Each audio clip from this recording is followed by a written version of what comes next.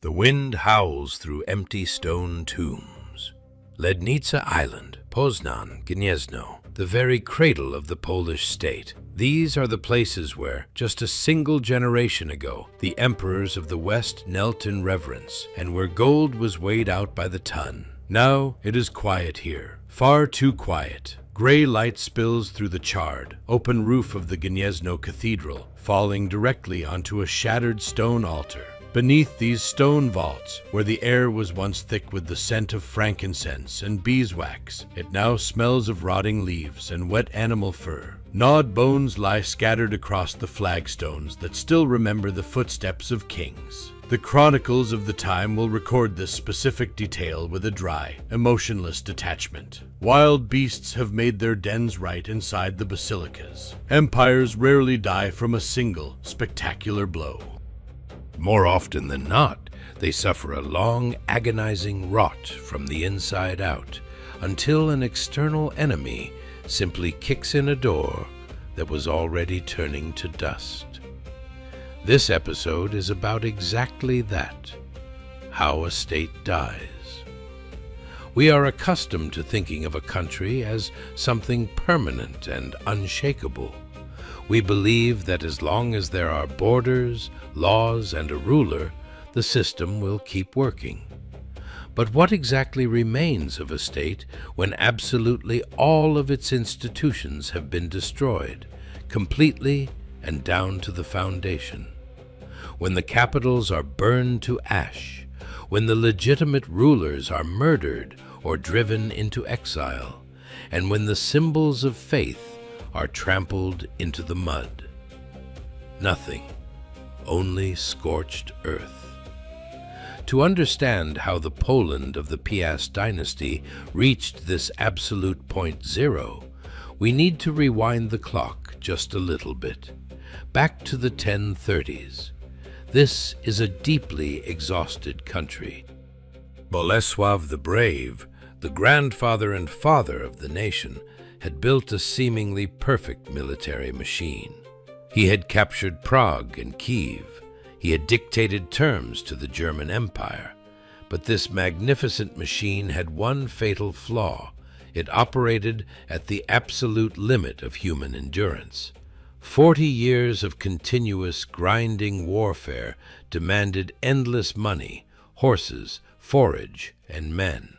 The peasants living along the banks of the Warta and Vistula rivers had been giving up their last meager possessions for decades. Tribute paid in furs, tribute paid in honey, tribute paid in silver. Add to that the mandatory church tithe, because this new, incomprehensible, foreign faith also demanded to be heavily subsidized. The common people withstood this crushing tension under the great-grandfather. They endured it out of pure inertia under his heirs. But the spring was wound as tight as it could possibly go. It only needed a single sign of weakness at the very top for it to violently uncoil and obliterate everything in its path. And that sign of weakness finally appeared. The year is 1032. The legitimate ruler returns to Poland, Mieszko II Lambert. Take a look at his situation from inside the palace walls. Formally, he is the victor. He has managed to survive the brutal rebellion of his ruthless half-brother Bezbrim. He has managed to claw his way back to power. He is once again sitting at the head of the table. Surrounding him are the exact same military commanders, the exact same bishops. But something has been irrevocably broken. Mieszko returned from his captivity in Bohemia, a fundamentally altered man. In Bohemia, under the direct orders of Duke Aldrich, he was subjected to a procedure that the chroniclers write about with deep reluctance, hiding the gruesome reality behind polite Latin euphemisms. Mieszko was castrated.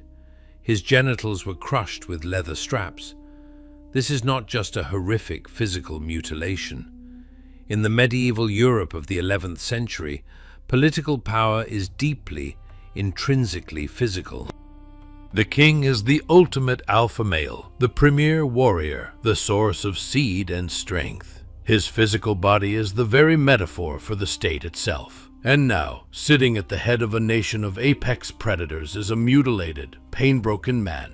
Mieszko tries his best to rule. He sends out decrees. He conducts desperate negotiations with Emperor Conrad II. He even agrees to renounce his royal title and demote himself to a mere duke. Anything, just to buy peace on his western borders. He divides the country with his relatives, then desperately tries to reunite it under his own hand again. He makes all the technically correct diplomatic moves. But diplomacy simply doesn't work if there isn't raw, animal fear standing right behind it. The feudal lords standing behind his back in the throne room no longer lower their eyes in deference. They look at him with pity, or, even worse, with open contempt. The Piast state apparatus, this vast complex system of tax collection, judicial courts, and military levies, begins to severely malfunction. Governors in the distant border forts delay sending their tribute. Orders issued from the center are only obeyed half the time. The system can smell the weakness of the alpha. Standing right beside Mieszko is his wife Richeza of Lotharingia. She is the niece of Emperor Otto III, a woman born into the highest echelons of European aristocracy, accustomed to strict order and highly sophisticated court culture. She looks at her husband and understands the grim reality. This is the end. Richeza is a pure pragmatist. She watches the treasury melting away. She watches the armories emptying out.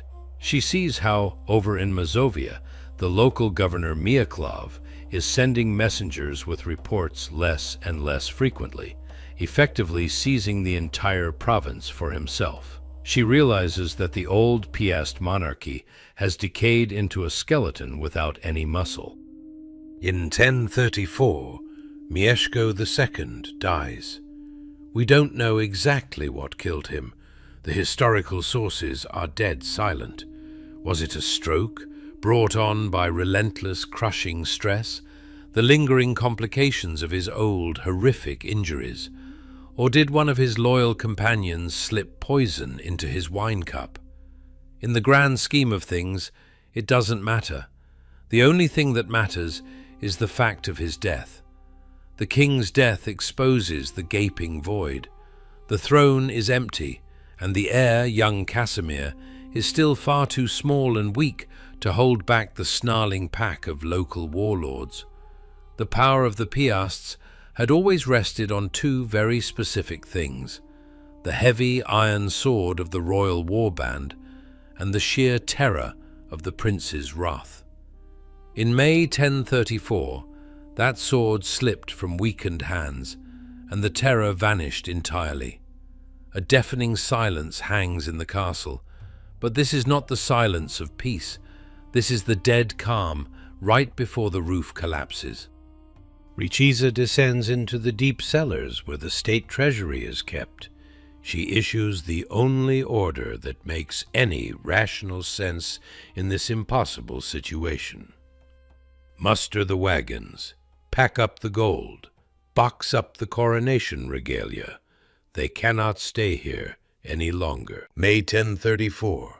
The death of Mieszko II leaves behind far more than just an empty wooden throne. It leaves a physically palpable, suffocating vacuum in the very air of Greater Poland. The Piast state was never an automated machine that could run on autopilot. It was a system of brutal, hands-on micromanagement that held together exclusively through the towering figure of the alpha leader. If the prince is strong, the laws are enforced, the tribute is collected, and the borders stand absolutely inviolable. If the prince is weak or dead, the vital ties begin to snap. Take a close look at the princely court in those chaotic first weeks following the funeral. You can observe the collapse happening in real time. Down the corridors of the royal residences in Poznan and Gniezno, the entire tone of conversation shifts. Voices drop to a hushed whisper,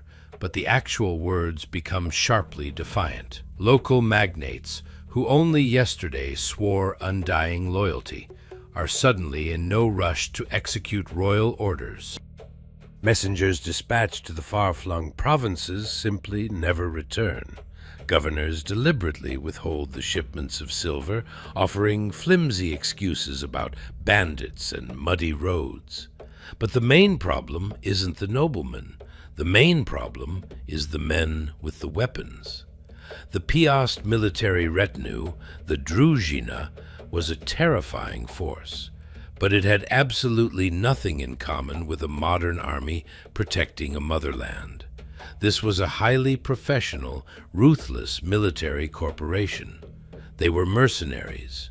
They served whoever paid them in heavy, full-weight coin and guaranteed them a lucrative share of the plunder.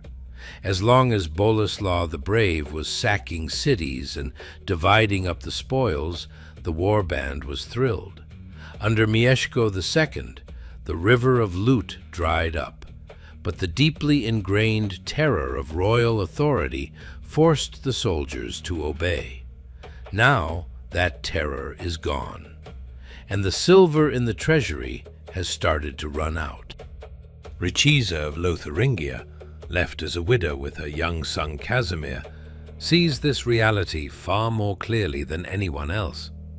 As the niece of the German emperor, she was raised in a world where power relied on written laws and ancient, established institutions.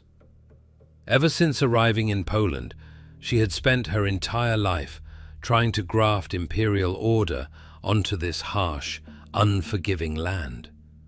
But now, that razor-thin veneer of civilization is tearing at the seams. Richeza catches the heavy stares of the household troops. There is no longer any reverence for the dowager princess in their eyes. What she sees instead is the cold, calculating gaze of men assessing just how weak their prey has become. The royal court has ceased to be a center of power. It is rapidly transforming into a death trap.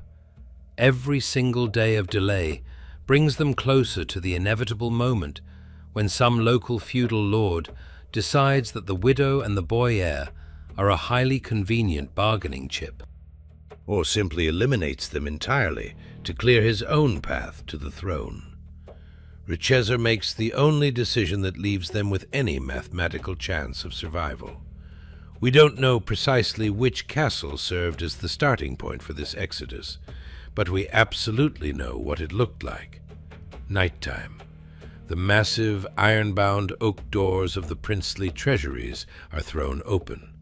These are the deep cellars where, for decades, wealth from across the entire controlled territory had been stockpiled. The furs, the slaves, the honey, and the amber were regularly converted into hard currency, Arabic dirhams and German denarii.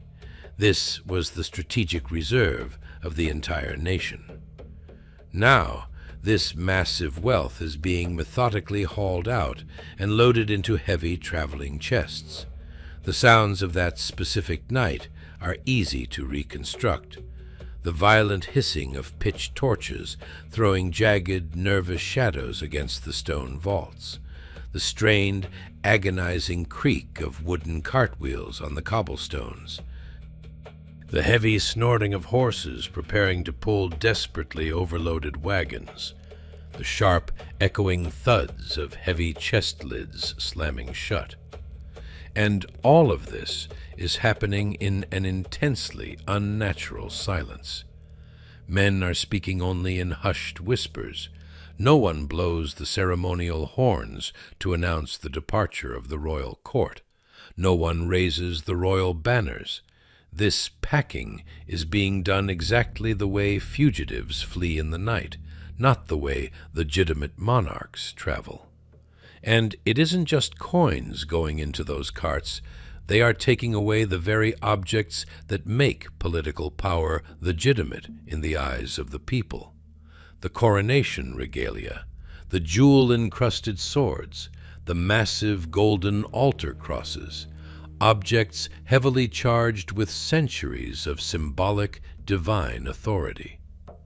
The heavy wagon train rolls out through the castle gates and sets a direct course westward, toward the border with the German Empire, toward the place where Richeza has powerful relatives and guaranteed safety.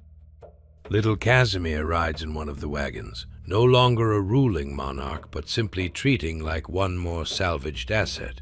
Centuries later, chroniclers will fiercely debate exactly what she was that night. A cynical traitor who abandoned her people, a coward who was terrified of her own subjects. If you measure her actions by the modern yardstick of patriotism, it certainly looks like a disgraceful flight. But if you look through the eyes of an 11th century pragmatist, her decision is an absolute masterclass in political survival. For the medieval nobility, the state was not some abstract, beloved motherland. It was a piece of private property. It was a mechanical apparatus designed to retain control over a specific territory. When that apparatus fundamentally breaks down, you don't throw yourself into the grinding gears out of a misplaced sense of duty. You pack up your liquid assets and you evacuate to regroup. Richeza knew exactly how to calculate the odds. Without silver, military loyalty would evaporate instantly. Staying in Gniezno meant voluntarily handing herself over to men who valued her life at absolutely zero. She took the sacred symbols of the monarchy in order to save the very concept of the monarchy. She took the heir so that he would actually have something to inherit in the future. But there was a massive, fatal flaw hiding inside this cold political logic. By taking the royal treasure and the crowns, the elite genuinely believed that they were taking the entire country with them. They thought that Poland had simply temporarily relocated to Saxony along with the princely court. Reality proved to be far more complicated. A state is not just a pile of regalia sitting in a wooden wagon. Richeza's departure triggered an immediate, catastrophic chain reaction of collapse. The foreign bishops, the royal advisors, the high-ranking feudal lords closest to the old court, the very people who made up the managerial apparatus of the nation, are the first to read the signal. If the princess is fleeing, the end is imminent. They pack up their own belongings and join the massive exodus. The entire royal court vaporizes, and right behind them, the regional castles begin to empty out. The entire Piast system of territorial control was based on a vast network of wood and earth fortresses. These were the vital strong points of the administration. Inside them sat the royal governors, the judges, the tax collectors, and the military garrisons. Professional, hardened fighters who were accustomed to the center sending them their regular wages. When the news of the court's sudden departure ripples across the countryside, the garrisons instantly understand. There is no high command anymore. The centralized supply chain has been severed. Why on earth should they stand guard on freezing wooden walls if absolutely no one is ever going to send a relief force? The heavy warband, completely stripped of its core foundation, shatters. Warriors outright abandon the royal service. Some vanish into the deep forests to start robbing the merchant caravans. After all, why serve the law when you can become the undisputed master of the highway? Others simply drop their weapons and go back home to their families. An iron-fisted order that took a century to build disappears in a matter of months. This military structure was never defeated in a pitched battle. It simply dissolved into thin air the moment the funding stopped. As it turns out, the royal court can pack up and leave. The bureaucratic apparatus can scatter to the winds. The great fortresses can be left without a single armed defender. But the million regular people living along the banks of the Water and Vistula rivers cannot leave. They stay right where they are, left completely alone with rotting wooden watchtowers. left alone with stone churches where there is no longer a garrison to protect the priests from the fury of the mob, and left with the sudden, intoxicating realization that the heavy iron sword which had hung menacingly over their backs their entire lives has vanished. No one is enforcing the order anymore. No one is coming to help. But also, no one is coming to punish them. A peasant somewhere near Poznan wakes up on a crisp autumn morning and heads out to the fields out of pure habit. The time for collecting the royal taxes is fast approaching. That deeply hated smoke tax, podimne, the crushing tribute paid in valuable livestock, and the mandatory church tithe. Out of ingrained reflex, he waits for the armed cavalry detachment of the prince's tax collectors to appear on the dusty horizon. He waits for a day, he waits for a week, and the cavalry doesn't come. The road remains completely empty. The profound silence hanging over the country begins to violently change its tone. The initial stunned confusion fades away. The deep-seated terror of the prince's wrath evaporates right alongside the missing royal warband. And rising up to fill that massive, gaping void is something entirely different, something incredibly ancient and absolutely merciless. To understand why this inferno ignited so incredibly fast, you have to look at exactly how the Piast Empire was constructed. Historians dryly refer to this system as a military monarchy. In brutal practice, this meant that the prince's power functioned like a gigantic, relentless extraction pump. Taxes in those days weren't just abstract numbers written on parchment scrolls. They were a crushing physical weight that the common peasant felt on his back every single day. You paid the smoke tax simply for the privilege of having a fire burning in your own hearth. You handed over your pigs just for the right to graze them in the local forest. You surrendered a cow on behalf of the entire village, and if the royal court or a detachment of heavily armed soldiers happened to ride past your home, you were legally obligated to feed them, give them drink, and provide them with your carts and horses. And stacked on top of all this misery, ever since the year 966, was a massive, completely alien new expense: the church tithe. Christianity did not come to the Vistulans and the Polans as some beautiful spiritual awakening. It arrived as a strict, heavily armed state mandate. Foreign priests, speaking in a completely incomprehensible Latin tongue, suddenly demanded a full tenth of your hard-earned harvest. And the people making sure you followed these strange new rules were huge men carrying iron swords. The chronicler Thietmar of Merseburg casually records one very telling detail about this era. In the Poland of that time, the punishment for breaking a religious fast was simply having your teeth smashed out. For 70 straight years, the people surrendered their last crumbs and kept their mouths shut. The pure terror of the heavy armored cavalry vastly outweighed both their hunger and their boiling hatred. But now, in the autumn of 1037, that cavalry is gone. Imagine exactly how this unfolds. This is not some highly organized intellectual revolution, complete with charismatic leaders, secret societies, and printed manifestos. The historical chronicles haven't preserved the names of the leaders of this pagan uprising, for the simple reason that there likely weren't any. This was a raw, spontaneous force of nature. It starts with a simple, everyday delay in the tax payment. A village elder tells the local priest, or the stranded, unsupported tax collector, that the grain just isn't ready yet. The priest, acting on pure habit, threatens them with the prince's royal court and the heavy cavalry. But the royal court never arrives. A week passes, 2 weeks, a month, and the village comes to a very simple, earth-shattering conclusion: they don't have to pay. Decades of grinding fear are suddenly replaced by a feeling of sudden, intoxicating, absolute permissiveness. The peasants look around and realize the shocking truth.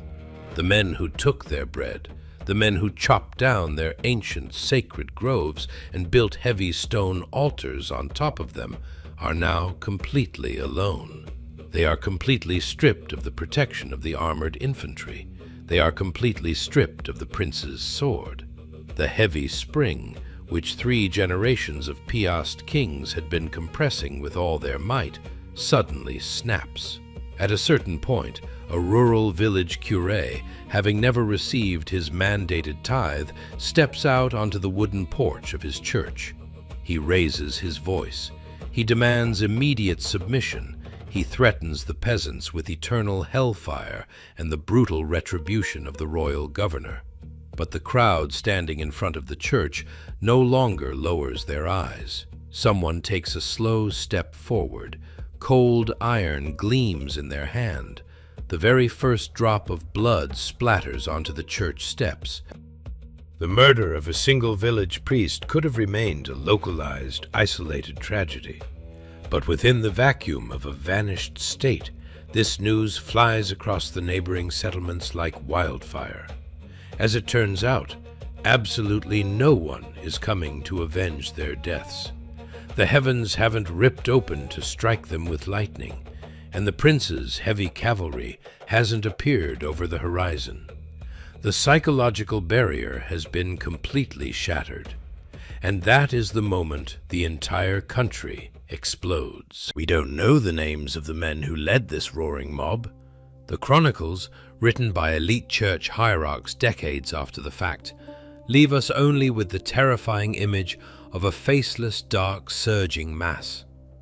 Gallus Anonymous would later write, "Slaves rose against their masters, elevating themselves to power, killing bishops and priests of God." But hiding beneath those sparse, terrified Latin lines is the methodical, physical erasure of an entire state. For the Polish peasant of 1037, Christianity had absolutely nothing to do with matters of faith or the salvation of the immortal soul. The cross, mounted on the roof of the basilica, was simply the ultimate symbol of a tax receipt. The priest was a royal bureaucrat who came to confiscate a tenth of the harvest. And standing right behind that bureaucrat was always the heavy, lethal cavalry of the Piast kings. Now, the cavalry is dead and gone. The death of the mutilated King Mieszko II was merely the collapse of a grand facade that had been hiding a fundamentally rotten foundation.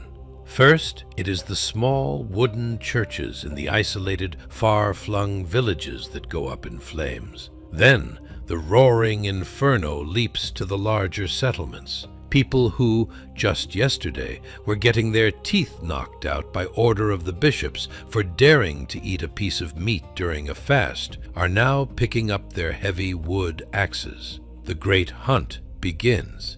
They don't just slaughter the clerics, they slaughter the few remaining feudal lords and royal administrators who hadn't managed to flee to Germany alongside the court of the Dowager Princess Richeza. And at this exact chaotic moment, the people whom the elite assumed had been completely eradicated forever suddenly step out of the deep forests. 70 years earlier, Mieszko I had violently chopped down the sacred oaks and thrown the ancient Slavic idols into the rivers. 3 generations had lived and died since then. The forced, brutally aggressive Christianization campaign seemed to have scorched the old faith out by the very roots. But the truth was that paganism had survived the entire time, living on inside the smoke-filled wooden huts, in the whispered spells of the village midwives, and in the darkest, most impenetrable thickets of the forest. The old priests hadn't gone anywhere.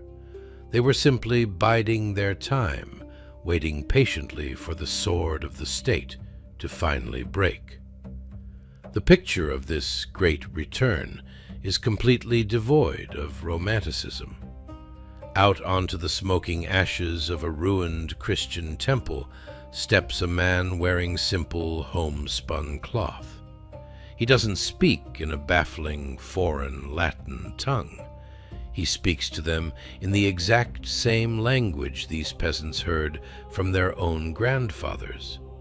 He doesn't demand his tithes in heavy silver. He simply points to the smoldering ruins and boldly declares if the ancient gods of the earth and the forest have finally awakened to protect their children from the crushing foreign yoke.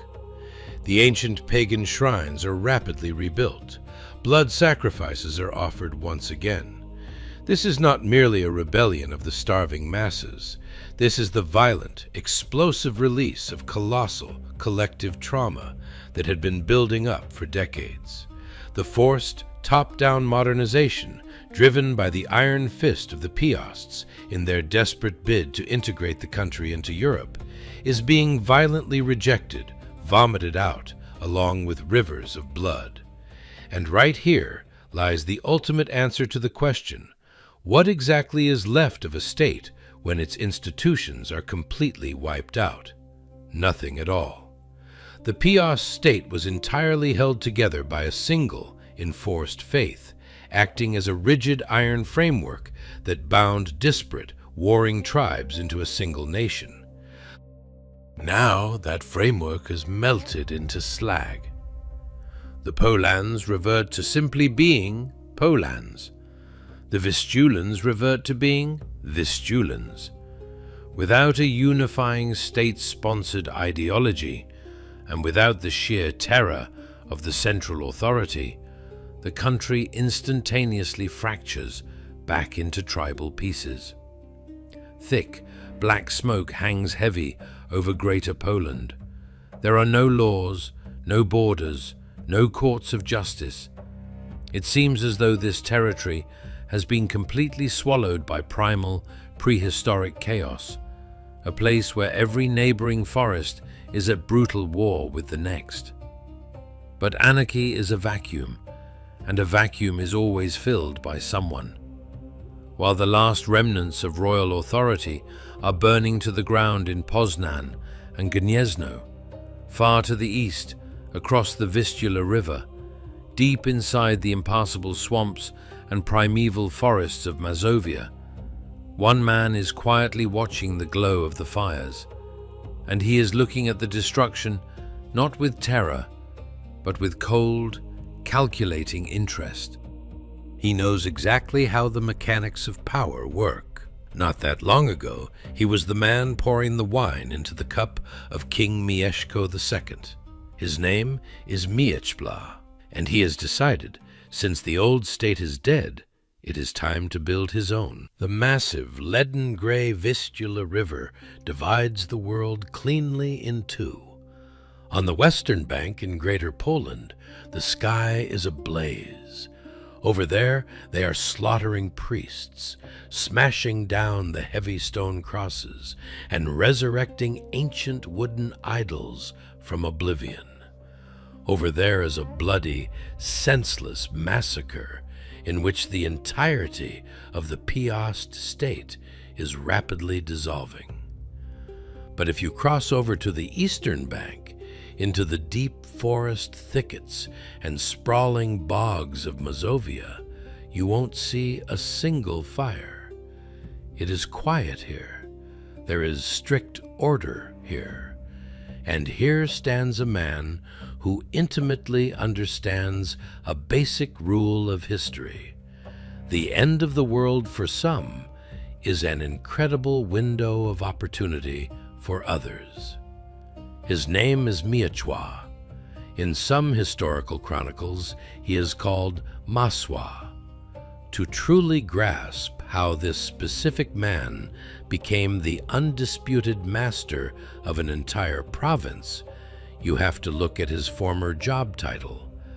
At the royal court of the late King Mieszko II, Miecław served as the cupbearer, Czesznik.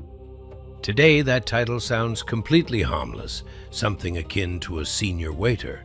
But in the 11th century, the cupbearer is essentially a minister without portfolio. He is a man from the absolute inner, almost incredibly intimate circle of the ruling monarch. The cupbearer pours the wine, which means he is the ultimate guarantor that the king won't be poisoned. He is physically present at every single secret council. He knows exactly who bribed whom, who is sleeping with whom, precisely how much silver is left in the subterranean vaults, and exactly which border garrisons haven't been paid their wages in 6 months. Miecław understood the brutal mechanics of Piast power thoroughly, down to the very last gear. He had watched this machine operate from the inside, and he had seen exactly how it had begun to rust. When the Dowager Queen Richeza packed up the gold wagons and fled in a panic to Germany, Miecław did not succumb to the hysteria. He did not follow her into exile. He calmly traveled to his own personal domains in Mazovia, as far away from the collapsing center as possible, across the great river. And now, in the autumn of 1037, he stands high on the eastern bank of the Vistula and simply watches as his entirely new state literally sails right toward him. Imagine this desperate crossing. Day after day, small wooden boats packed with terrified refugees arrive on the eastern shore. These are not common peasants. This is the elite of the nation. High-ranking priests who miraculously escaped the burning cathedrals of Poznan, minor feudal lords whose estates were burned to the ground by the howling mob, heavily armored knights, the elite core of the once great Piast military machine, who no longer have anyone to serve and absolutely no one left to pay them their silver. They stagger across the river ragged, deeply traumatized, having lost absolutely everything. They are desperately searching for any strong hand capable of protecting them from the peasants' pitchforks and the burning pagan pyres. Miecław meets them right on the shore. He doesn't just offer them a roof over their heads, he executes an act of sheer political genius. To the rebelling peasants out west, these desperate refugees were blood-sucking parasites. To Miecław, they are a ready-made, fully functioning state apparatus. The bishops know exactly how to draft laws and conduct highly sensitive diplomatic correspondence. The knights know exactly how to hold a shield wall and kill efficiently. The former royal administrators know exactly how to squeeze taxes out of a province. Miecław absorbs this massive influx of abandoned human capital for himself. He takes the completely discarded, trashed machinery of the Piast state that was thrown onto the scrap heap in Gniezno, and he meticulously reassembles it right here in Mazovia. Only this time, he builds it entirely under his own name. He has no intention of joining the pagan rebellion. Miecław is a hardcore pragmatist to the bone. He has absolutely no use for forest spirits or dancing around sacred oak trees. What he needs is taxes, iron discipline, and total power. Paganism is chaos, and you simply cannot govern chaos. Christianity, with its incredibly rigid hierarchy of one absolute God in heaven, one absolute ruler on earth, suits his purposes perfectly. Therefore, Mazovia remains strictly Christian. Furthermore, Miecław boldly declares it a completely independent, sovereign state. This is not merely a local mutiny or a change of regional management. This is full-blown secession. Miecław completely stops sending even formal reports back to the center, especially since there is no center left to receive them. He begins operating as a fully sovereign monarch. He mints his own will onto the region, builds his own private army out of the fugitive knights, and enacts his own legal codes. In essence, he is deliberately founding his very own royal dynasty directly on top of the bones of the old one. This is the final, devastating chord of the collapse. The grand picture of destruction is now entirely complete. What 3 generations of Piast kings had forged together with blood and iron has been cleanly ripped in half. On the west side of the river, primal chaos, tribal anarchy, and the smoldering ruins of great churches. On the east side, a cold, highly cynical dictator who has built a personal empire behind a massive river barrier, using the raw fear of the refugees as his building mortar. Miecław sits securely in his fortress residence in Plock, and likely considers himself the ultimate winner of this brutal game. He survived the apocalypse. He elevated himself. He walled himself off from the raging inferno with the Vistula River, and now he can rule happily ever after. But hiding inside his seemingly perfect calculation is one massive, fatal error. A state isn't just about having bureaucrats and an army safely inside your own borders. It is also about your sheer geopolitical weight on the international stage. A fractured, violently bleeding Poland, completely stripped of its legitimate ruling dynasty, ceases to be an active subject in European politics. It completely falls out of the grand system of regional checks and balances. It stops being a player in the game, and it instantly becomes prey. And when a massive, formerly terrifying beast crashes into the dirt, the sharp scent of its blood carries very, very far. And that scent has already been picked up, far to the south, just beyond the mountains, in a place where the ancient, bitter enemies of the Piasts had been waiting patiently for the exact moment when the Polish sword would finally snap in half. Let's step away from the grand palaces, the fleeing dowager queens, and the highly ambitious usurpers for a few minutes. Let's descend from the lofty heights of elite geopolitics back down to the actual dirt, literally. Somewhere near Poznan or Gniezno, far from the still smoking ruins of the great wooden fortresses, an ordinary man walks out into his field. He has no name recorded in the grand Latin chronicles. The high bishops and royal scribes will never dedicate a single line of ink to his existence. Beneath his worn boots, the damp, rich spring soil makes a squelching sound. In his rough hands, he holds a heavy wooden Arda simple plow. For the terrified elite fleeing desperately across the Oder River, and for Miecław trying on his newly forged crown across the Vistula, this era is the literal apocalypse, the end of the world. But for the man holding the wooden plow, the world has simply reverted to its natural, normal state. If you really think about it, the last few decades were the actual anomaly for him. His entire life had been violently subordinated to the grinding rhythm of a massive, alien, incomprehensible machine. Heavily armed men riding expensive horses would regularly show up and violently confiscate his pigs, his grain, and his honey, just to feed the prince's impossibly massive army. Then, a man dressed in strange, flowing robes would arrive, speaking a completely foreign language, aggressively demanding a full tenth of the harvest for his invisible, distant god. And if you, out of deep respect for the ancient memory of your grandfathers, dared to leave a simple flatbread at the roots of the sacred oak on the edge of the forest, you could easily be thrown into a dark pit or have your teeth smashed out with a heavy hilt. Now, the heavy cavalry detachments have vanished into thin air. The man in the strange robes is either dead or running for his life.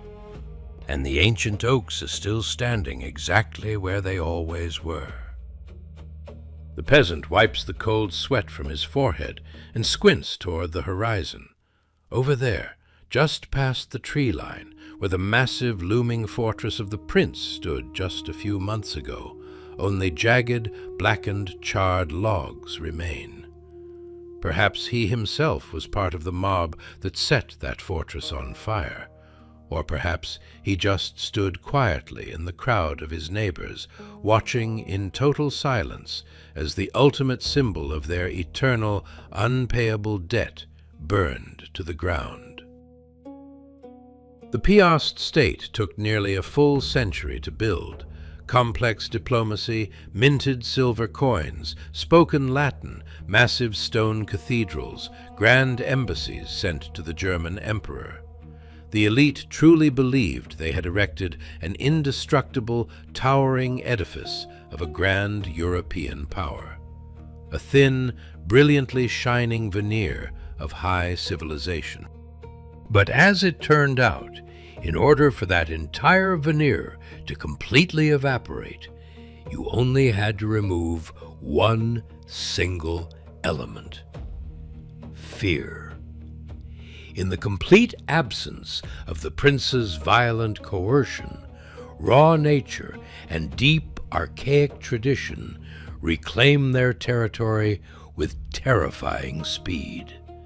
The dense forest rapidly swallows up the wide military roads that were violently hacked out by order of Boleslav the Brave to move his massive armies. The great, sprawling trade routes empty out entirely and become choked with high grass. The scattered villages turn inward, isolating themselves once again. The known universe of an ordinary person radically shrinks down to the exact borders of his own village fence. What is the point of the prince's distant courts? Neighbors are once again settling their disputes at local communal gatherings. What is the point of learning Latin? The women are openly, without any fear, whispering the ancient pagan healing spells over their babies' cradles. The rough-hewn wooden idols, desperately hidden away in the deepest thickets years ago, are proudly dragged back into the light of day. The logic of the peasant is incredibly simple and brutal. The Christian God was completely unable to protect his grand stone houses and his wealthy priests. Therefore, he is incredibly weak. But the ancient spirits of the deep forest, the rushing river, and the dark earth, they are still right here. They never left. Grand, sweeping history is written with the edge of a sword.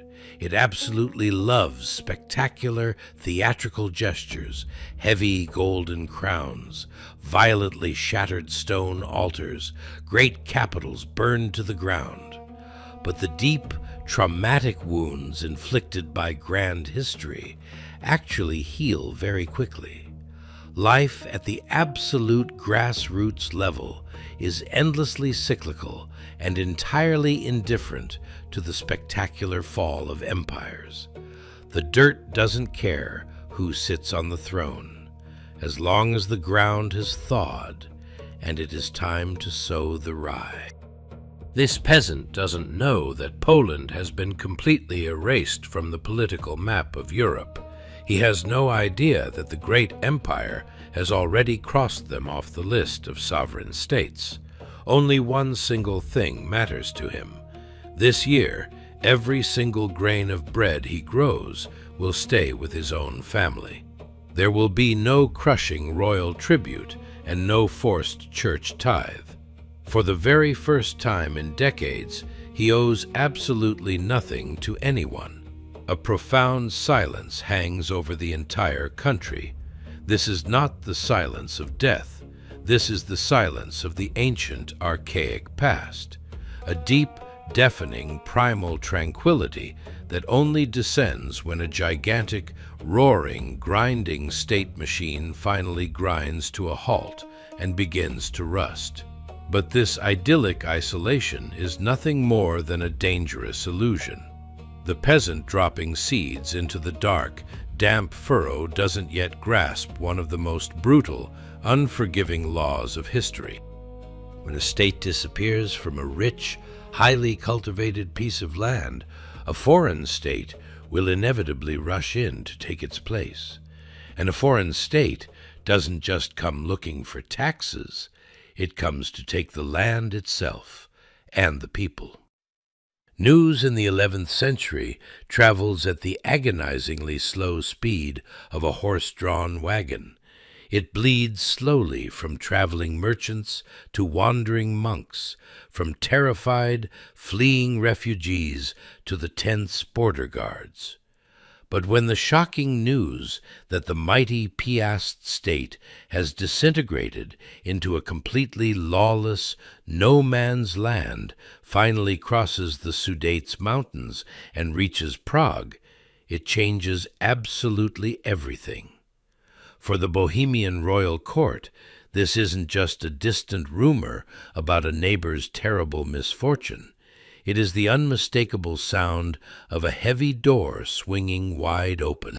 Radcheny, Prague Castle. It does not smell of smoke from burning villages here. Here it smells of cold, solid stone, burning beeswax, and cold, hard political calculation.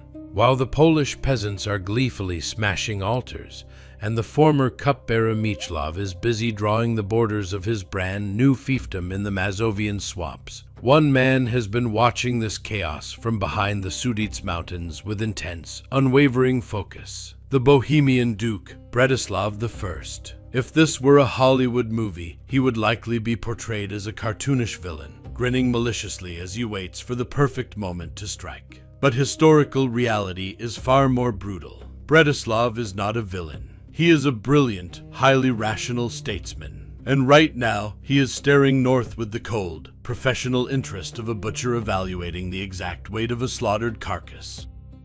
To truly understand Bretislaus's cold logic, you have to remember that the relationship between the Bohemian Přemyslids and the Polish Piasts is the story of a protracted, deeply twisted, generational vendetta. Bretislaus perfectly remembers the bitter stories of how the grandfather of the current exiled boy prince, Boleslav the Brave, had violently captured Prague, how he had brutally blinded the Bohemian Duke, Boleslaus the Red. Bohemia was deeply humiliated, trampled into the dirt, and reduced to a pathetic vassal state. Then, the heavy pendulum violently swung back the other way. Bretislaus's own father had captured the Polish king Mieszko II and explicitly ordered him to be castrated, violently repaying the debt of blood. This hasn't been mere politics for a very long time. This is a visceral, animalistic struggle for absolute dominance in Central Europe. Two apex predators locked inside a single cage. And now, one of those predators is thrashing on the ground in violent convulsions, violently tearing itself to pieces with its own claws. Breathless messengers arrive in Prague, carrying reports that are almost impossible to believe at first. The massive Polish army simply no longer exists. There is zero central command. The heavily armed garrisons of the mighty border fortresses in Silesia have completely scattered. The peasants are busy slaughtering the last pathetic remnants of the nobility. The entire country is lying completely exposed, wide open for the taking. For Bretislaus, this isn't just a convenient chance for petty revenge. This is a once-in-a-century historical window of opportunity. Silesia and Lesser Poland are incredibly wealthy lands that Bohemia used to completely control, right up until the Piasts violently ripped them away by force. Taking them back simply means restoring the natural status quo. But the Bohemian Duke's ambitions reach far beyond that. He doesn't just want to bite off a lucrative chunk of border territory. He wants to violently snap the spine of the entire Polish state so thoroughly that it will never, ever be able to threaten Prague again. He carefully calculates the external geopolitical risks. What exactly will the German emperor say? The emperor fundamentally dislikes it when any of his immediate neighbors grow too powerful. But it is also highly beneficial for Emperor Henry III if the constant Polish problem on his eastern border is violently, permanently solved. Bretislaus decides that the massive reward is absolutely worth the risk. In the summer of 1038, the heavy orders are dispatched from Prague Castle. This is not some spontaneous, disorganized raid looking for a few slaves and some cattle. This is a meticulously planned, massive military operation. Bretislaus calls up the absolute elite of the Bohemian chivalry, mobilizes the heavy infantry, and prepares endlessly long supply trains specifically designed to haul back massive amounts of plunder. He is preparing to cross into Poland not as a struggling battlefield commander who will have to bleed for every single inch of dirt. He is marching in as the undisputed master of the situation, casually unlocking an empty, completely unguarded house. Bretislaus's massive army forms into heavy marching columns. The heavy war drums begin a slow, rhythmic beating. The Bohemian cavalry and infantry begin their relentless push north, straight toward the mountain passes. Absolutely no one is waiting for them on the other side. In the summer of 1038, the massive Bohemian army begins its steep descent from the Sudetes passes directly into the territory of Silesia. If we try to view this march through the nervous eyes of a Bohemian veteran marching in the vanguard, we can easily understand his deep anxiety. These men grew up completely saturated in terrifying stories, where the mere whisper of the word Piast caused people over the mountains to physically tremble. They vividly remember the devastating, heavy Polish cavalry of Bolesław the Brave, which used to tear straight through Bohemian infantry lines like wet paper. For a great many soldiers, this expedition initially must have looked like a pure suicide mission. The Bohemians descend into the valleys of the Oder River with extreme, agonizing caution. They expect brutal ambushes in the dense, dark forests. They watch the horizon constantly for the bright flash of signal fires on the watchtowers. But there are no fires. Silesia, a region that the early Piast kings had transformed into one massive, interlocking fortified zone, greets the invading army with absolute dead silence. No forward patrols, no armed checkpoints. The border is thrown wide open, and Bretislaus's extreme caution rapidly gives way to a shocking realization. There is simply no state standing in front of him anymore. An 11th century army is a massively ravenous organism. 10,000 armed men, thousands of war horses, endless lines of supply carts. A staggering mass like that consumes literal tons of provisions every single day. Bretislaus is not fighting a classical war, grinding out every meter of land. From his main advancing column, heavily armed detachments of cavalry foragers fan out across the countryside. Their objective is highly pragmatic: vacuum up absolutely everything of any value. They ride into villages where the peasants had only just recently overthrown their own brutal tax collectors and were busy celebrating their newfound freedom from the royal tithe. Now, a highly organized foreign regular army is standing right on their doorstep. The Bohemians completely empty the grain barns, drive off every piece of livestock, and systematically burn to the ground whatever they cannot physically carry away. The massive army crawls across Silesia at a pace of about 10 to 15 miles a day, leaving a wide, scorched, dead zone in its wake. Directly in their path lie the massive Silesian strongholds, Wrocław, Opole, Głogów. These are colossal defensive structures, earth and timber ramparts towering 3 stories high, reinforced with massive oak logs. In any other year, laying siege to Wrocław alone would have cost Bretislaus agonizing months, shivering in the freezing autumn mud, and hundreds of dead soldiers. But the Bohemian vanguard rides right up to the massive ramparts and sees the massive wooden gates hanging wide open. The great watchtowers are completely empty. If there were any armed men left inside at all, they instantly scattered at the very first sight of the foreign banners. Wrocław formally surrenders without a single arrow being fired. Where exactly did the terrifying Piast war machine, the one that had given all its neighbors nightmares, go? You won't find a description of a massive, heroic final battle where the Polish royal war band fell, because that battle simply never happened. A medieval retinue, the drużyna, is made up of professional mercenaries. Their absolute loyalty is purchased entirely with heavy silver, grants of land, and a guaranteed cut of the battlefield plunder.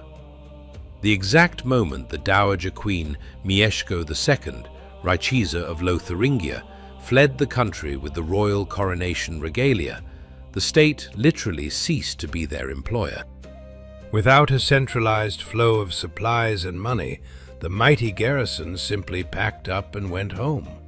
What possible reason was there to stand freezing on the high walls of Wrocław when the central government had collapsed, the pay chests were completely empty, and furious peasants were violently rebelling right behind them? The warriors simply stripped off their heavy chainmail. Some marched east to join the Mazovian usurper Miecław, others formed their own ruthless bandit gangs. There was absolutely no one left to defend the border. For Bretislaus, this military campaign rapidly morphs into a massive inventory check of completely abandoned property. Wealthy Silesia isn't just becoming a conquered province, it is becoming one giant open-air trophy.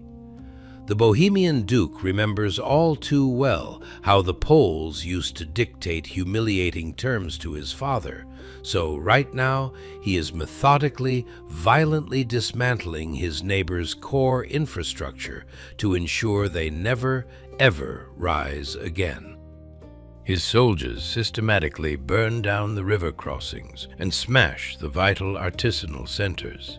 They take the local population captive en masse, aggressively driving the skilled craftsmen, anyone whose hands have actual economic value, back to Bohemia in chains.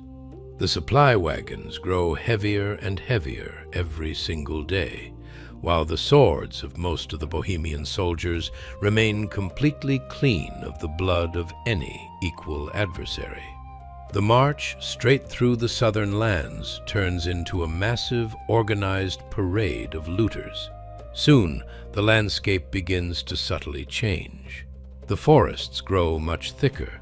The army crosses an invisible boundary line and steps onto the very ground from which the Piasts had launched their original explosive expansion, Greater Poland.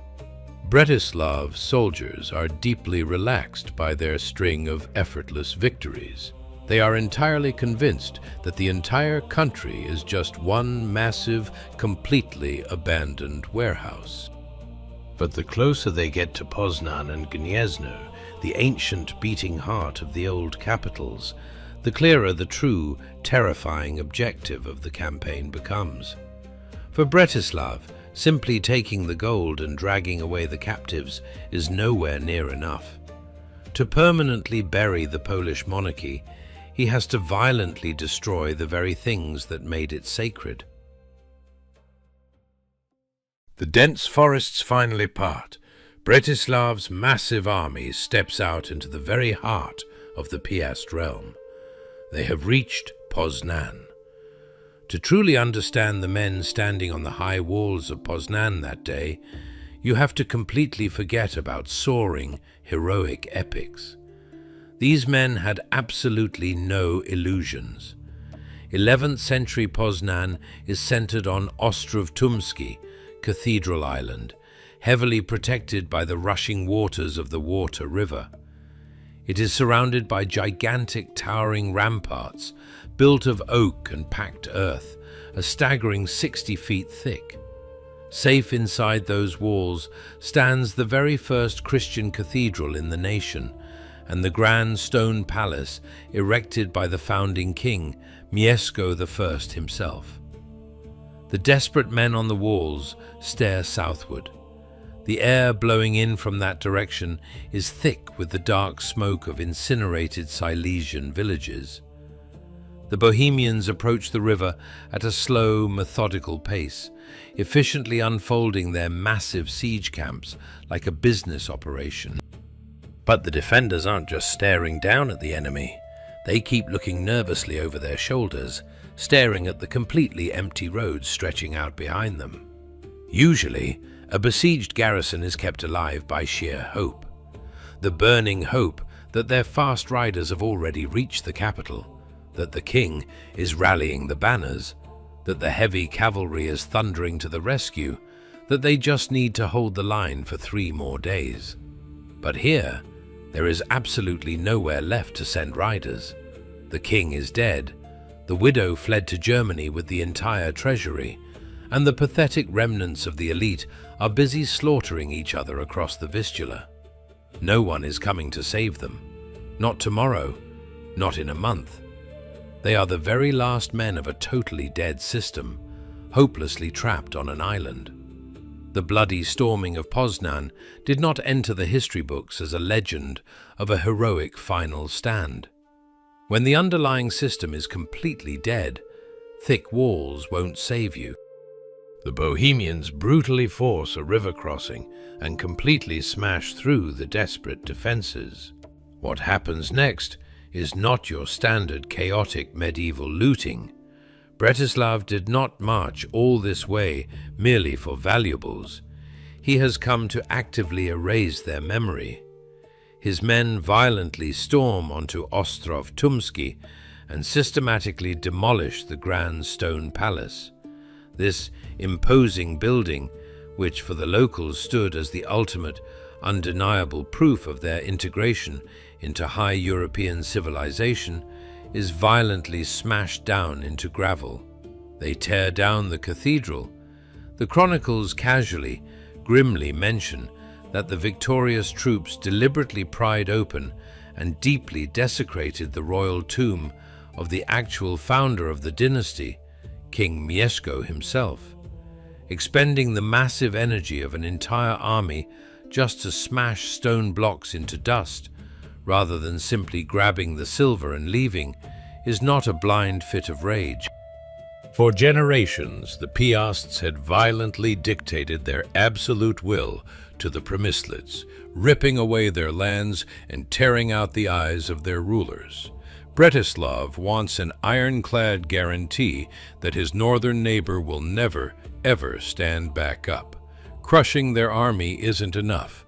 He has to scorch the very earth where their power was born, ensuring that the surviving Polans revert back into a scattered, terrified forest tribe, rather than a proud nation with grand imperial ambitions.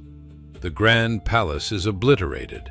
The massive ramparts are violently breached. The cradle is completely empty. Bretislaus's cold plan is executing flawlessly. The entire political center of the Piasts has been utterly annihilated, but the Bohemian Duke still does not give the order to turn around and march home. He intimately understands the precise anatomy of medieval power. To decisively kill a country, destroying its administrative capital is simply not enough. You have to rip out its beating heart. The Bohemian army forms back into heavy marching columns and pivots sharply to the east. Heading straight for a place just a few dozen miles away, the supreme sacred center of all of Poland. the city that houses the holy relics that make the Polish princes the absolute equals of European monarchs. Bretislaus is marching on Gniezno, and he isn't going there for gold. He is going there to steal another nation's saint. Just 38 years earlier, the terrifying German Emperor Otto III had walked toward this exact same city entirely barefoot.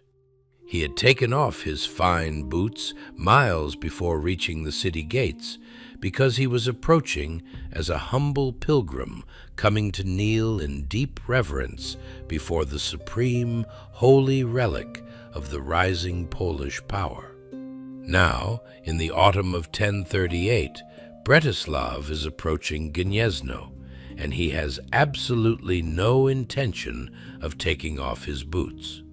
The grand spiritual capital of the Piasts, the very place where their independent archbishopric was established, and where the grand geopolitics of Eastern Europe were decided, surrenders with almost no fight at all. The ruling elite has fled in terror. The royal warband is gone. The terrified city dwellers who have just barely survived the horrific slaughter of the Pagan uprising have absolutely no capacity to mount a serious defense against a hardened, regular Bohemian army. We are used to picturing the sacking of a medieval city as a chaotic, screaming frenzy of men running with torches and the constant smashing of glass. But the Bohemians operate very differently in Gniezno. This is not a spontaneous, uncontrollable riot. This is a cold-blooded, highly methodical, structural dismantling. The absolute center of their attention is the grand cathedral. This is the staggering edifice into which Mieszko I and Boleslav the Brave had poured literal tons of silver just to prove to the West we are no longer barbarians, we are true civilization. Bretislaus' soldiers step under these grand arches, looking less like a ravenous mob and more like a professional demolition crew. They immediately go to work with heavy crowbars and axes. They violently rip the jewel-encrusted gold plating straight off the high altars.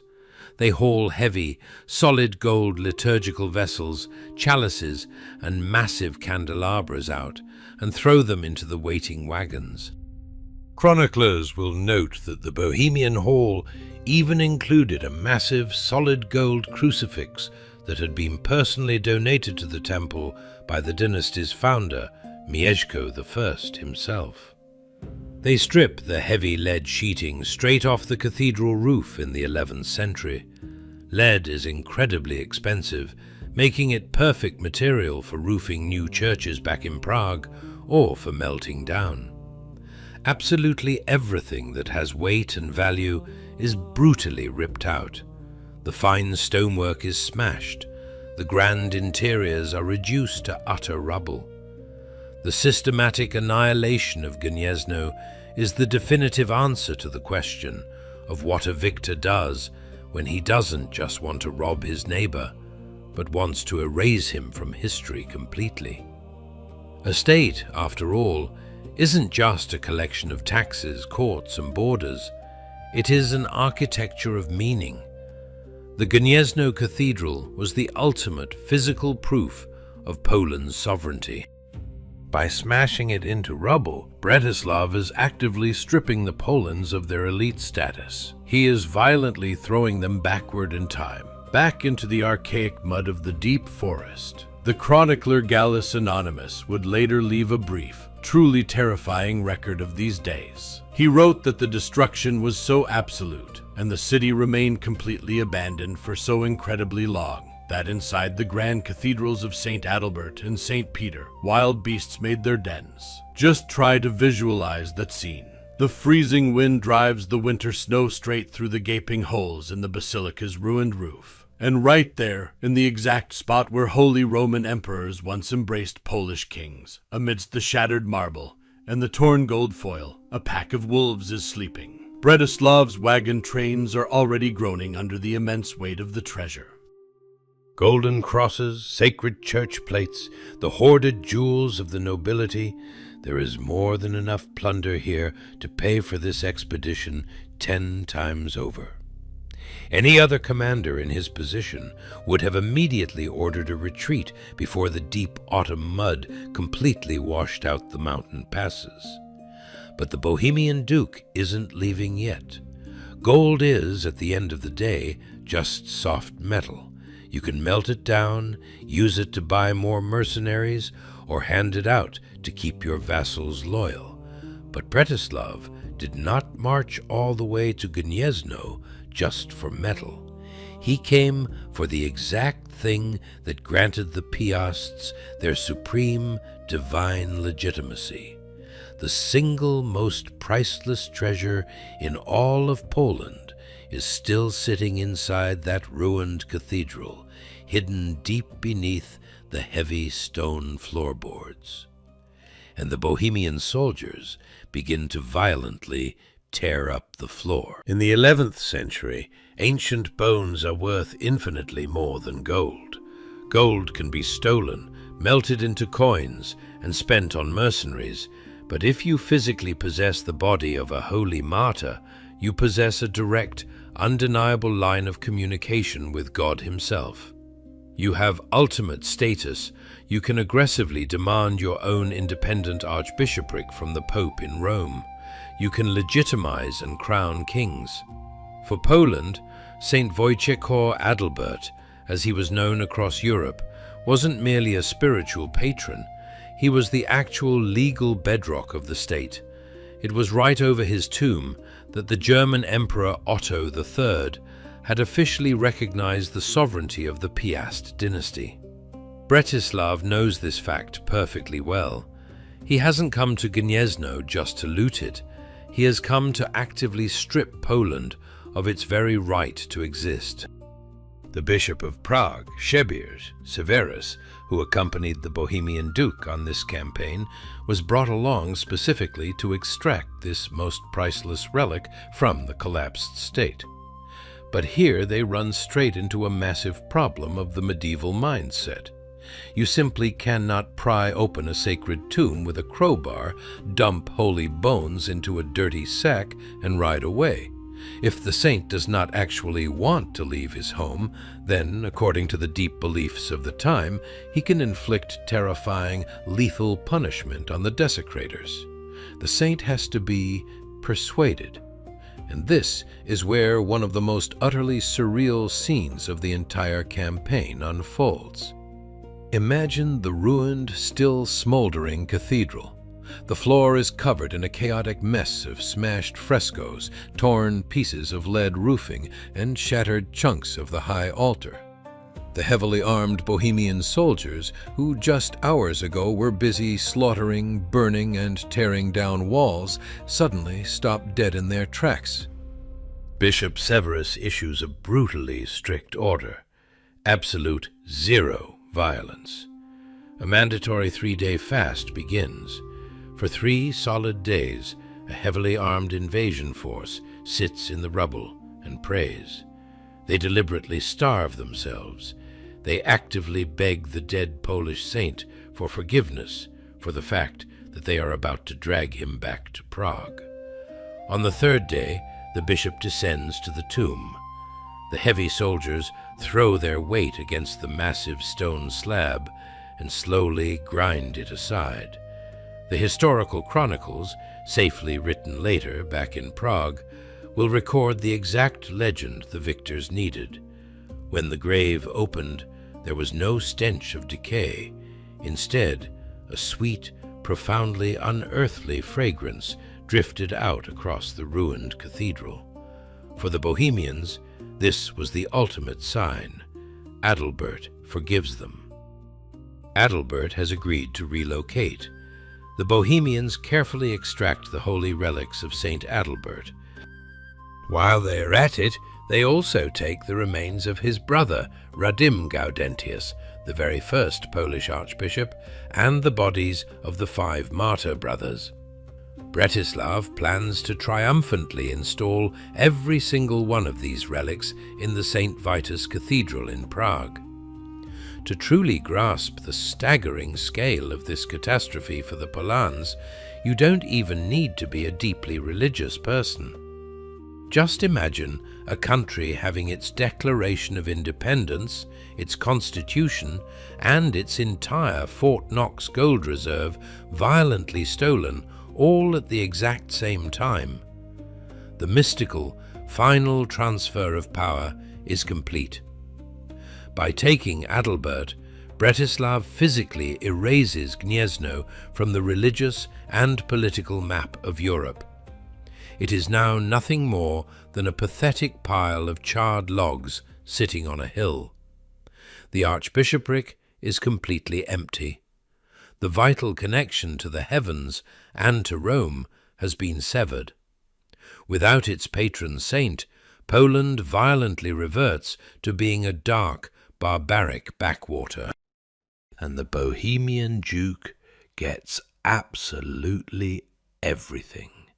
He has avenged the blinding of his ancestors. He has packed his wagons to the bursting point with heavy silver, and he has stolen a saint to make Prague the new, undisputed center of Eastern Europe.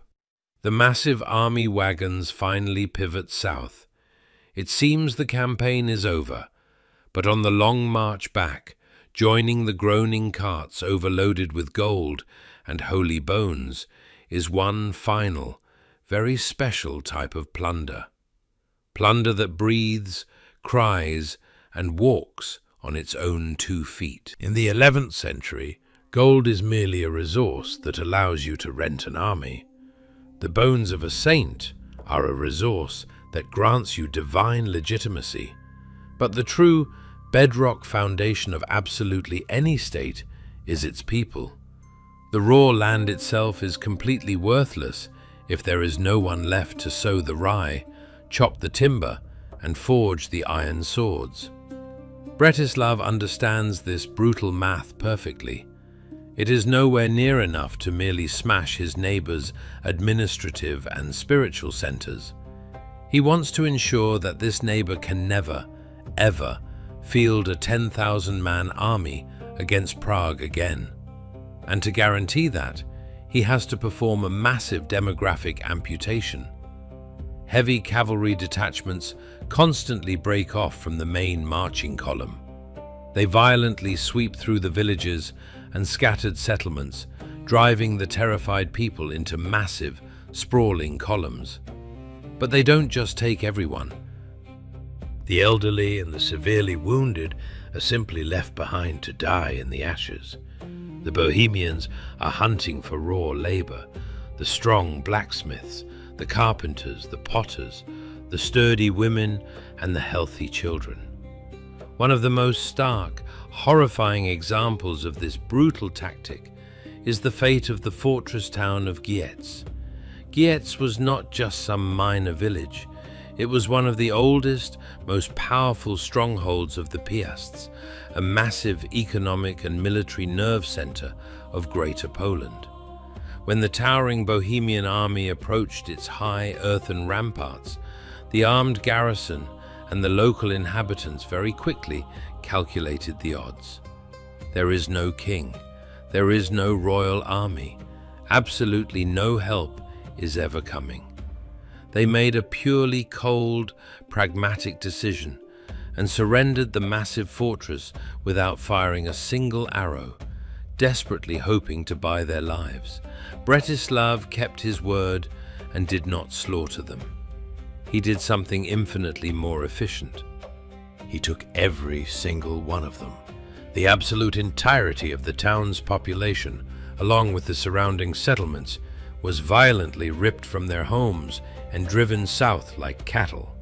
Later, deep inside Bohemian territory, these exact people would be forcibly settled onto wild lands. They would form an entirely new settlement that the Bohemians would name Hedchany. These former Polish subjects would spend decades breaking their backs for the Bohemian economy, paying their taxes to Prague, and strengthening a foreign king's army. Try to visualize this harrowing death march across the Sudetes Mountains. It is October or November. Freezing, driving rains are washing out the steep mountain passes. Thousands upon thousands of people, tied together with heavy ropes or locked in wooden yokes, are staggering knee-deep through the freezing mud, constantly driven forward by the heavy blows of spear shafts. The terrified screaming of children, the brutal shouts of the guards, the agonizing gasps of the horses straining to pull the looted wagons. This is not just a standard slave raid. This is the slow, agonizing, physical draining of the lifeblood from one state directly into another. And right here, we get the absolute, definitive answer to the question, what exactly is the collapse of a country? When the widow of Mieszko II grabbed the treasury and fled to Germany, Poland lost its head. When the furious, rebelling peasants burned the stone churches to the ground, Poland lost its internal iron framework. When Bretislaus ripped the holy relics of Saint Adalbert from the floor, Poland lost its soul and its political legitimacy. But right now, as thousands of men and women are driven like cattle over the mountains into slavery, the country is literally losing its flesh. It is losing its very future. Bretislaus is violently pumping the raw human material, the actual building blocks of any state, straight out of Greater Poland. Slowly, the massive columns of prisoners vanish over the high mountain passes. The very last Bohemian rearguards descend into the safe valleys of Bohemia. The agonizing creak of the wooden wheels and the barking of the dogs slowly fade into the distance. The violently emptied land is left far behind, and hanging heavily over it, from the smoking, charred ruins of Poznan all the way to the shattered stones of Gnieznos, an absolute, dead silence. Snow begins to fall onto the cooling embers. The brutal winter of 1038 covers Greater Poland in a freezing shroud. If we could look down at a map of Eastern Europe from above at this exact moment, we would see a truly terrifying picture. The mighty nation that just a few short years ago made Kiev and the Holy Roman Empire physically tremble simply does not exist anymore. In its place lies nothing but a massive, gaping geographical void. Point 0. If you look at the political map of Eastern Europe in the year 1039, you will not find Poland on it. Right where, just 15 years ago, there stood a mighty power that dictated terms to Germany and violently sacked Prague and Kiev, there is now only a massive, gaping void. The heavy framework of the Piast state hasn't just been slightly fractured.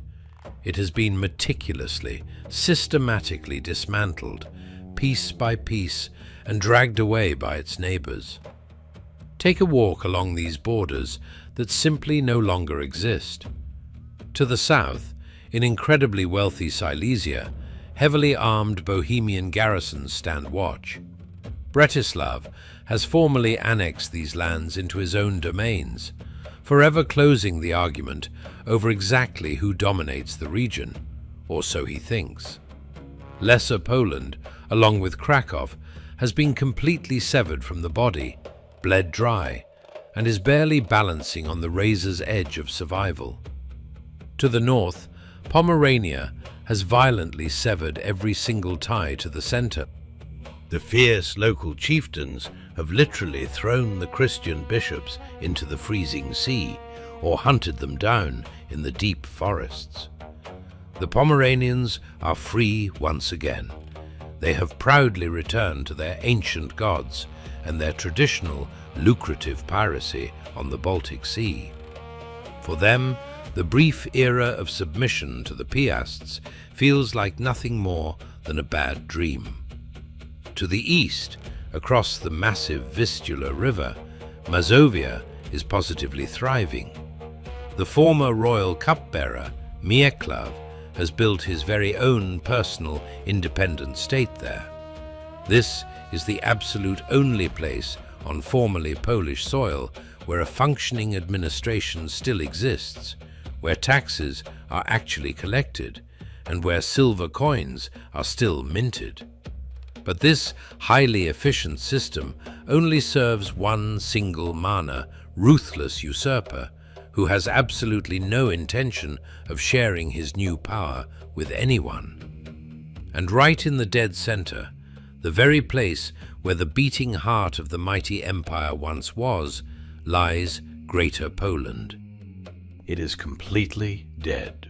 Poznan, Gniezno, Ostrolednitsky, the great centers that once hosted grand embassies from emperors and popes, are completely shattered and abandoned. The towering timber and earth ramparts, which once seemed absolutely impenetrable, are slowly melting back into the mud under the heavy autumn rains. The wide strategic military roads that Boleslav the Brave violently hacked through the primeval forests for his armored cavalry are rapidly being swallowed by young trees. The massive European trade routes, which had pumped heavy silver into this region for centuries, are violently shifting away. The merchants would much rather make a massive detour of hundreds of miles than risk stepping foot into this scorched, lawless wasteland. There is simply no one left here to trade with, and there is no one left with a sword heavy enough to guarantee their safety.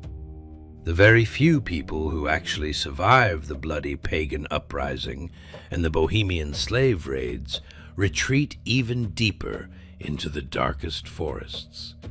They splinter back into tiny, completely isolated communities. They revert to slash-and-burn agriculture and the ancient judgment of the village elders. The great tribe of the Polans, the very people who birthed the Piast dynasty, reverts to being just a simple forest tribe. No grand ambitions, no royal courts, no great sweeping history. This is absolute .0. Total, catastrophic, systemic collapse. To truly comprehend the staggering depth of this fall, you have to remember one crucial fact. 3 generations of ruthless rulers, Mieszko I, Bolesław the Brave, and Mieszko II, spent nearly 80 brutal years forging a great European nation out of this exact dirt. They violently baptized their people with the edge of a sword. They forced tens of thousands of peasants to break their backs building massive fortresses. They squeezed absolutely every drop of life out of the country just to maintain the most terrifying, expensive mercenary army in all of Eastern Europe. They successfully built a massive, incredibly imposing facade. But, as it turns out, all of that colossal effort, paid for with rivers of blood and literal tons of silver, could be ground into fine dust in just 5 short years. A state built entirely on the raw terror of the prince's wrath and the heavy weight of mercenary swords completely vanished the exact second those swords dulled and the prince showed weakness. There is no dark magic here. There is no ancient curse. This is just the cold, pure mechanics of power. You cannot simply mandate a country into existence with a royal decree, or try to glue it together with a completely alien religion. If the state lacks a deep internal framework of organic loyalty, ingrained traditions, and stable institutions, it remains nothing more than a piece of territory held together by brute force. And brute force always has an expiration date. The Piasts violently overextended themselves, desperately trying to build an empire much faster than the dirt beneath their feet could actually bear. And now, the final devastating bill had come due. The cold wind drives dry, dead leaves down the empty, weed-choked streets of Gniezno. A deafening, total silence hangs over Greater Poland. The great machine has finally stopped. At this point, it might seem like the bloody chronicle of the early Piasts should be permanently closed. The state is completely dead. Its massive treasures are locked away in foreign vaults. Its holy saints have been stolen, and its people have been dragged over the mountains as slaves. But a political vacuum possesses one ironclad rule. It never lasts forever. Someone will inevitably walk into these smoldering ruins and try to stack the charred stones into a brand new foundation. The only real question is whether this person will actually understand that the old, brutal methods simply won't work here anymore. This was the grand finale of the first season. But a political vacuum doesn't last forever, and history never truly ends on a pile of ashes. Coming up next, Season 2, Rebirth and the Curse. In the upcoming episodes, we will watch as the young, exiled Prince Casimir the Restorer is forced to literally purchase his own country back from his former enemies. We will step inside the grand halls of Wawel Castle, where royal arrogance will trigger a catastrophic, head-on collision between the monarch and the church, and where the stone altar at Skalka will be violently splashed with the blood of Bishop Stanislaus. We will stand terrified beneath the high walls of Glogov when the German emperor orders Polish children to be tied directly to his roaring siege towers. And we will finally reach that fateful dark day when one ruler's desperate attempt to save his sons from a bloody civil war turns into an absolute nightmare. A single piece of parchment, the testament of Boleslav the Rhymuth, will violently rip the country apart for 200 agonizing years. If you want to see exactly how a shattered state was painstakingly glued back together from the rubble, only to be completely destroyed again by its own hands, make sure you subscribe to the channel. And definitely hit that bell icon so you don't miss the massive premiere of Season 2. And I want you to head down into the comments. What do you think?